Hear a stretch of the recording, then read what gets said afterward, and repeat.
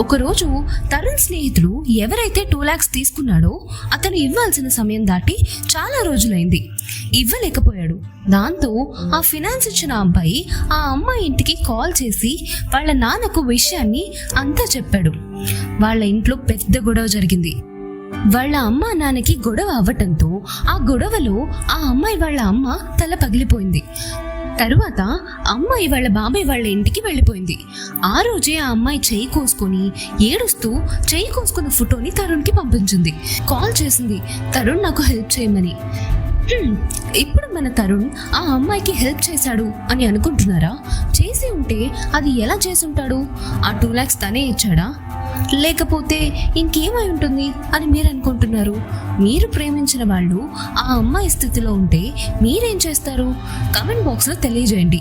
ఏం జరిగింది, ఏం జరుగుతోంది నెక్స్ట్ ఎపిసోడ్లో తెలుసుకుందాం.